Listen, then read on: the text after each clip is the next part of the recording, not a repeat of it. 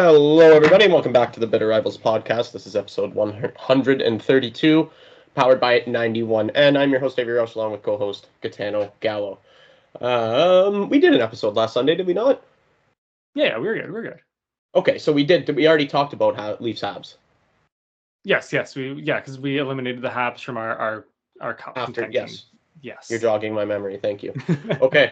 So Leafs had 3 games this past week, lost to the Senators, and then a couple of overtime wins, one against the Capitals in comeback fashion, one against the Oilers in comeback fashion last night. So the Habs won last night, I believe, as well, right? Then big. Didn't they win 4-5-1?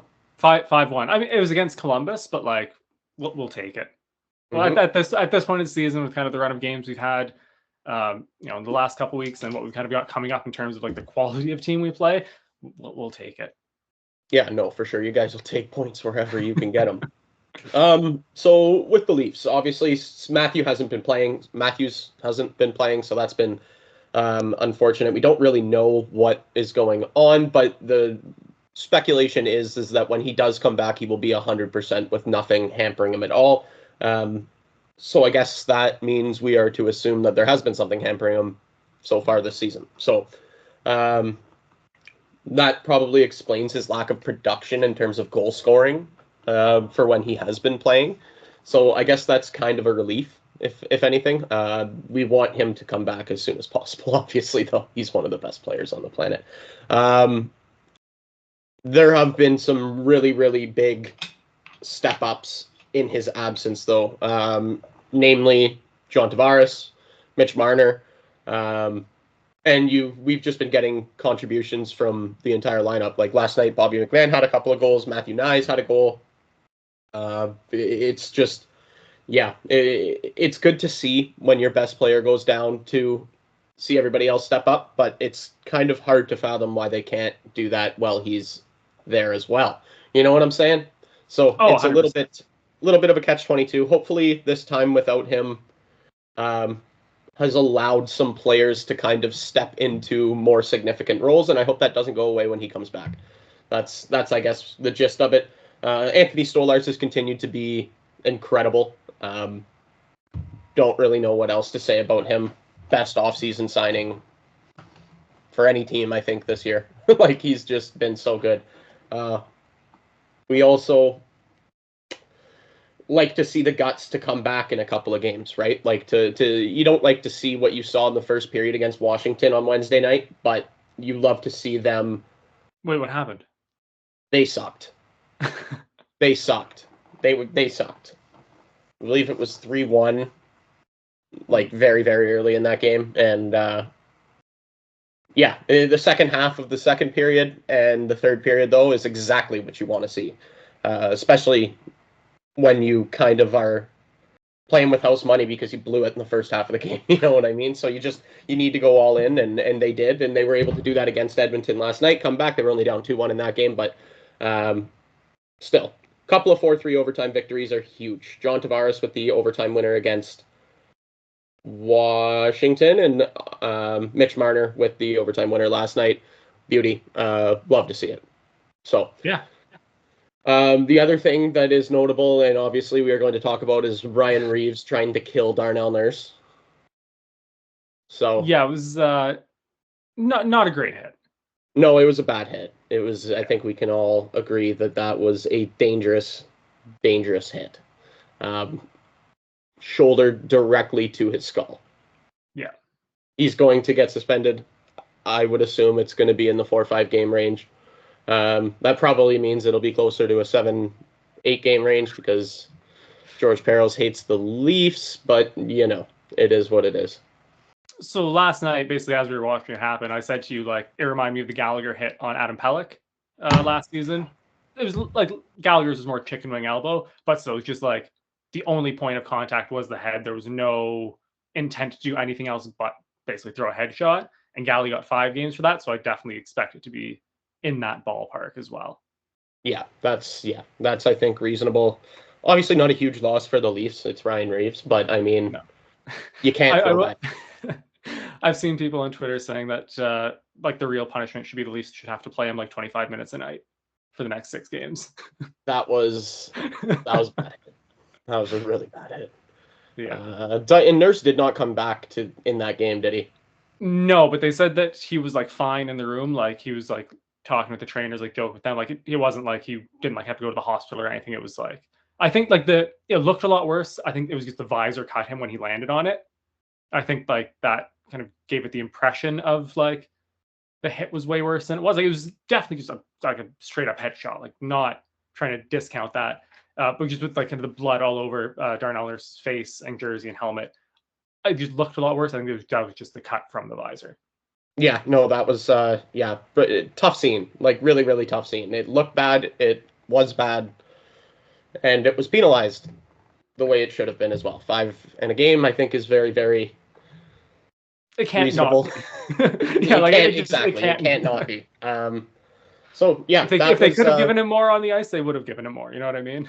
Yes, exactly. So yeah, that's basically what happened in Leafs land this week.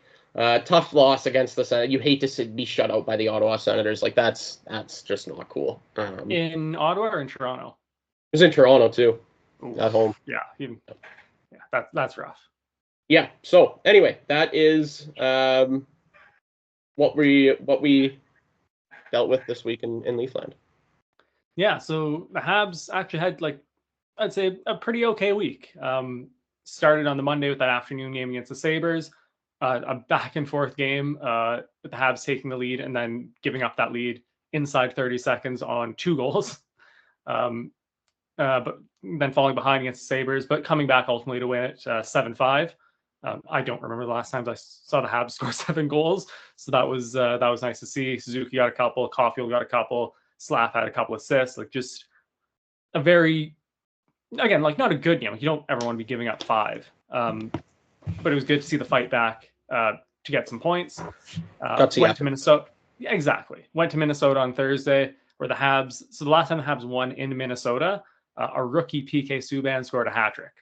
So that's just a bogey game, and it was again lost 3-0. Just it wasn't like a bad effort. It just wasn't good. Like that, and Minnesota's a pretty skilled team. Kaprizov, Zuccarello, like just better than the Habs. So that was a little bit disappointing to see. But last night against the Jackets, big 5-1 win, led by captain Nick Suzuki.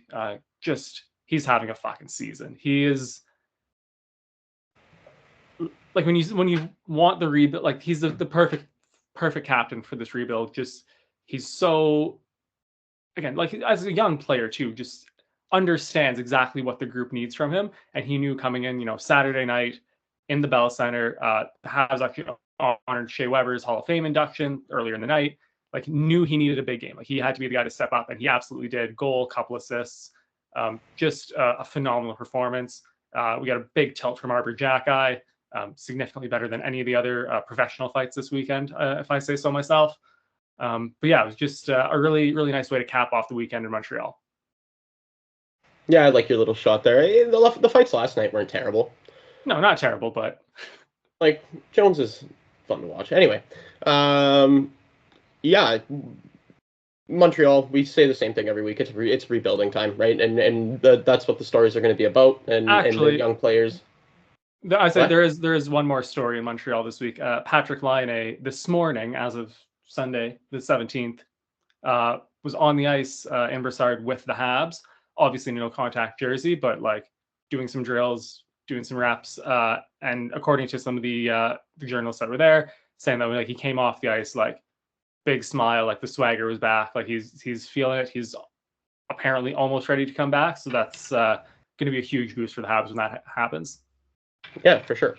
The one thing about Patrick Laine coming back, we have talked about the Habs' defensive struggles, right? Like they can't defend. Like that's really what it, and that's not good. Like him coming back doesn't help that. No, it doesn't help the defense. I worry about that. That's all. Yeah, no, and like that's it. Like that. Don't get me wrong. I'm not going to sit here and pretend like he solves every single problem, makes us a playoff team. But the one thing we've seen from the Habs a lot over the last couple of years is just no like offensive bite at all. Like just a very like timid attack, and I think he's going to change that. I think talked about it when we traded for him, like the first episode of this season. We're going to have some like actual depth now. Like we're going to have two lines that can score goals. Like, because for a long time it was just basically if you match up against, if you guys, and use the Leafs as the example, if you go, okay, Suzuki versus Caulfield or Suzuki versus Matthews, like shut like those lines versus each other, like you've just shut down the Canadians' offense. Like there's nothing past that. Having a guy like Laine who can now play, on that second line, hopefully with probably Slavkovsky and Kirby Dach. Like, okay, like now there's two lines to kind of deal with. It'll mean slightly easier matchups for Caulfield Suzuki. I think it's gonna, again, it's not gonna fix the defense, but it might give the offense a little bit of a jump. Yeah, and that's what. That's all you can really do, right? Like, yeah. Okay, moving on. Some stories from around the National Hockey League. Connor McDavid hit 1,000 points, fourth fastest player ever behind Gretzky, Lemieux, and Mike Bossy. Yeah, and also, like, what a way to do it. Like, that's a fucking sweet feed from Draisaitl, one-timer, like, in Edmonton, too. Like, just couldn't have scripted a much better 1,000th point for him. Yeah, exactly. So that obviously is a big story. He's obviously not going to catch Wayne Gretzky, but he is going to have a real opportunity to be the second highest point getter in league history by the end of his career. And honestly, like, here's the thing, like, that's like totally like if you offered him that, like, nobody's saying no to that. Like, second to Gretzky is basically like first to everyone else. You know what I mean? Yeah, exactly. So big milestone for him, and obviously more to come. He needs his cups to kind of have that cachet in terms of greatest of all time. We'll see if he gets there. A lot harder to win a cup, I think, in today's league than it was for some of the greats of the game, right? So we'll see what he can do there. I think if he gets one or like two, he would have a chance to be considered the greatest player of all time. One's enough in my eyes. Like, because here's the thing, you can't be the greatest of all time if you don't win it. But one, and you're good. Like, now we can have that. If you take into consideration like the eras that both of those guys played in, Gretzky and McDavid, you really, like, he will have a chance to be the greatest player of all time in a lot of people's eyes, I think. 100%. Myself being one of them. I like, for me, it's not that Gretzky's like untouchable. For a lot of people, I think that's how they think about like their kind of greats. Yeah. And it's not just hockey. Like, a lot of people think Jordan's untouchable in football, right? A lot of people think basketball, you mean? Or basketball, sorry. Tom Brady's untouchable in football. Like, golf, yeah. Right. It is what it is. And I think, and I don't think, like you've said before on this podcast, is we don't have to wait until his career is over to say that is a possibility. You know what I'm saying? 100%. And that's it. Like, once, like, up until he wins that one, there's always, like, you can't really have that discussion. But once he has that one, and we can disagree, right? Like, you can still, at the end of the day, say, no, Gretzky's greatest of all time. But, like, I think, he wins the cup and kind of continues on the career trajectory that he's on right now and the kind of we expect him to take. Like, you will definitely be able to, like, put a really good argument forward for Connor McDavid to be the greatest player of all time. Yeah, for sure. Okay. Do we want to get into our Stanley Cup Eliminator? Yes. So last week we unfortunately said goodbye to my Montreal Canadiens. Yeah. And then they go and have like a pretty decent week. So that was a little bit of a slap in the face. But no, do you have a team that you would like to nominate? So right now we're at Anaheim, Buffalo, Columbus, Montreal, Ottawa, and San Jose, who are eliminated. I think it's fair that we go Chicago this week. Yeah, I think that is fair as well. Weird. They've now been sitting Taylor Hall, which is an interesting choice for them. Yeah, I don't know. I haven't been paying attention. I didn't even know that. Yeah, last night, and I think there was one game prior now that he's been healthy. So interesting to see how that plays out. He's, probably one of their better players. Again, not that he's a fantastic player anymore, but their team's just not good. Like, he's should be making that lineup. Yes. Yeah, no, that's interesting for sure, and it will be interesting to see how that plays out. But that's a head scratcher for sure. Yeah. All right. Anything else that we want to talk about today? It has been a short episode. We don't have a whole lot going on this week, like the Leafs don't. So, I believe we only have one game before next Sunday, actually.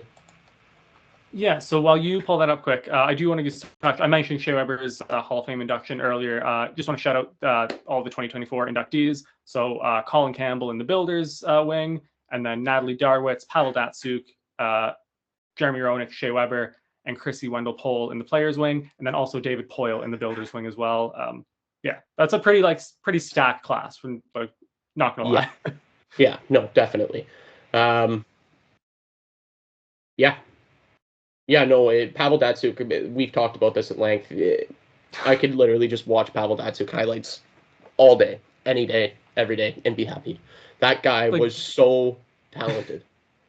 Just and it's weird to call him underrated because I remember he was very, very highly rated, but I still don't think he was rated quite high enough. You know what I mean? No, he was one of the best players of our generation, dude. I would say in terms of his pure skill, maybe one of the best of all time. The nastiest mitts you'll ever see. Yeah, and the most unassuming looking guy too. You would not, when you look at him, you don't think that guy's an athlete. You think he's a lawyer or something. Just his stature and his little hunchback, and he just goes out there and embarrasses guys. Unbelievable hockey player, Pavel Datsuk. Yeah, and shout out obviously to the rest of the inductees as well. It's just Pavel Datsuk to me was one of my favorite. Just watching him work his magic as he was known as the Magic Man. He just couldn't be stopped really. Anyway, yeah, in his shootout, he's an all-timer shootout. Yeah, just unbelievable. Just sick. The little flip over the goalies was the fucking best. Yeah, just embarrassing everybody else on the ice. Remember I forget if he was on if they were on a power play or what, but that where he just turned the guy inside out 7 times in the corner, and Buddy ended up. It's Logan Couture when he was on San Jose. Yeah. Yeah, that's what it was. It was Logan Couture. Oh my god, just embarrassing. Unbelievable. Yeah, one of the greatest to ever do it. Yeah, I don't really have anything else to get off my chest. I am noticing right now I really need to dust my computer desk, though. So what did you say the Leafs have this week for games? We just have the Vegas Golden Knights in town on Wednesday at 7:30, and then we don't play again until Sunday. So. Okay, so the Habs actually only have 2 games this week. So we've got the Oilers, McDavid and the Oilers in town tomorrow night. Also, just quick side note, I'm really glad he got 1,000 out of the way before he played either of us, because that's just, we didn't need that. No. And then the Golden Knights are in town on Saturday night, which I'm going to be at, which is going to be super fun. So we're not going to have an episode next week because I will be still in Montreal. We'll pick it up on the week after. But yeah, it's when I said the Habs had kind of a tough stretch coming up, it's the Oilers, Golden Knights, the Jackets, and Utah are in there as well. But then it's also Rangers and Bruins after that. So yeah, it's a bit of a tough stretch coming up here. Yeah, the Bruins have not been good this year at all, though. No, but they always turn it up against the Habs. You know what I mean? It's one of those games that you can't not turn up for, right? Yep. All right. Well, thank you everybody for listening to episode 132 of the Bitter Rivals podcast, powered by 91N. We will not talk to you next Sunday, but the Sunday following. Everybody, watch some hockey until then. Ciao.